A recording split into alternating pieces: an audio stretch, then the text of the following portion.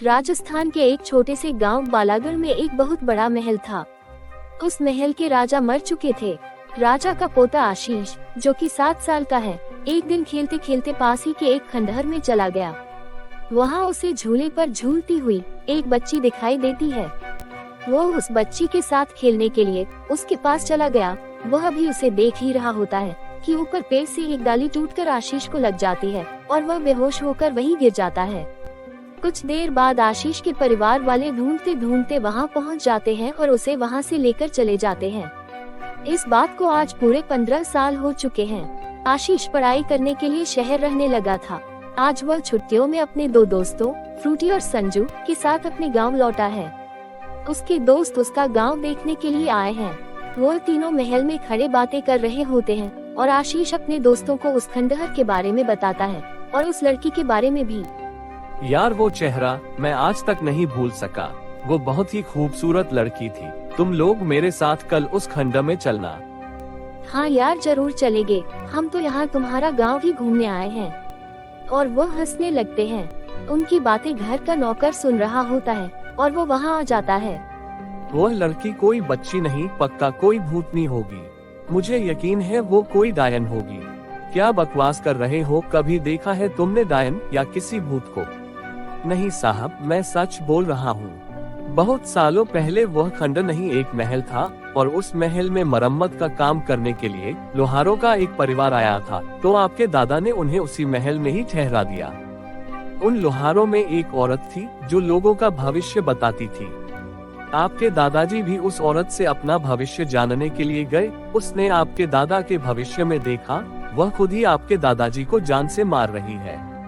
आपके दादा को लगा कि यह मुझे मारे, इससे पहले मैं ही इसे मार देता हूँ, और आपके दादा ने पूरे परिवार को मौत के घाट उतार दिया। पर वह औरत मरने के बाद डायन बन गई और उसने आपके दादा को मार दिया। भविष्यवाणी सच हो गई। लेकिन कहते हैं उस औरत को मुक्ति नहीं मिली और वह उन्हीं खंडरों में आज भी डायन बनकर घूमती रहती है। आशीष को ये सब बातें बकवास लगती हैं और वह नहीं मानता। दूसरे दिन तीनों दोस्त सुबह उठते ही खंडहर की ओर चल देते हैं। उनके साथ उनका नौकर भी होता है। वो लोग खंडरों में पहुंच जाते हैं। खंडहर काफी बड़ा होता है और उन्हें बहुत मजा भी आ रहा होता है। घूमते घूमते उन्हें एक लड़की दिखती है जो कि पेड़ के पीछे छुपी होती है।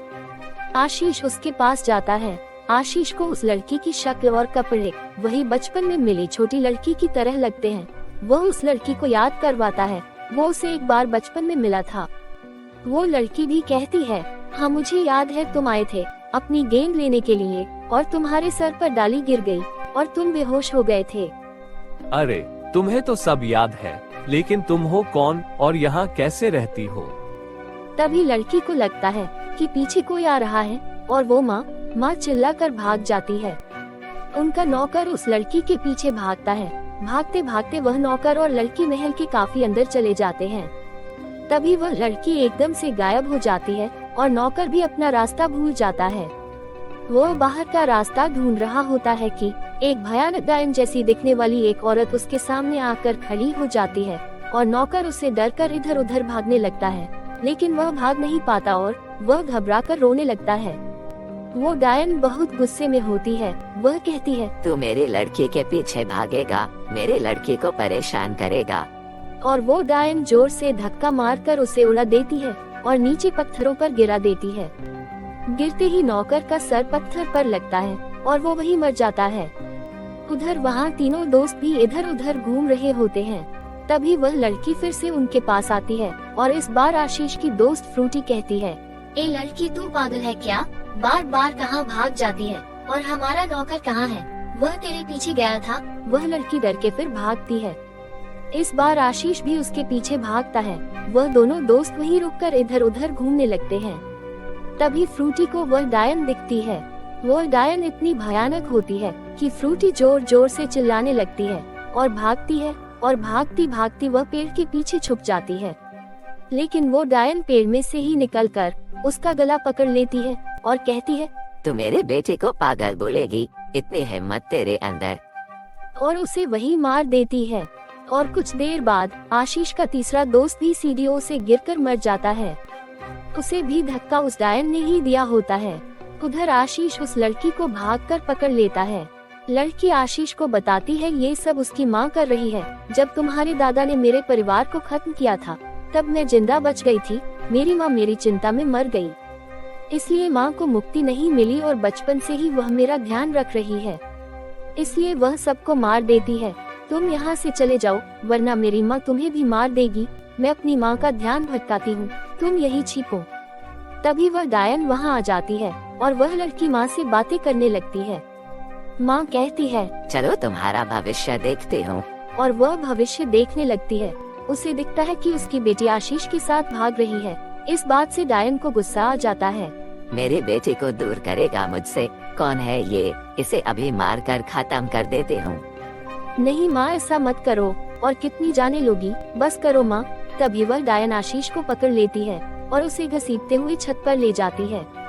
वहाँ से उसे गिराने वाली होती है। तभी वह लड़की बोलती है माँ बस कर और जान मत ले माँ। मुझे पता है तू मुझसे प्यार करती है, इसलिए तू सबको मार रही है। अब और जान नहीं लेने दूंगी तुझे, मैं खुद ही अपनी जान ले लेती हूँ, तभी तू रुकेगी। और इतना कहते ही वह छत से कूदकर अपनी जान दे देती है। डायन जोर से चिल्लाती है मेरी बेटी। इसके साथ ही उस डायन को भी मुक्ति मिल जाती है।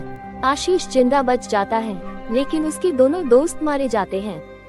एक औरत मरने के बाद भी सिर्फ अपनी औलाद के लिए वहाँ से कहीं नहीं जा पाए, ऐसा सिर्फ एक माँ ही कर सकती है।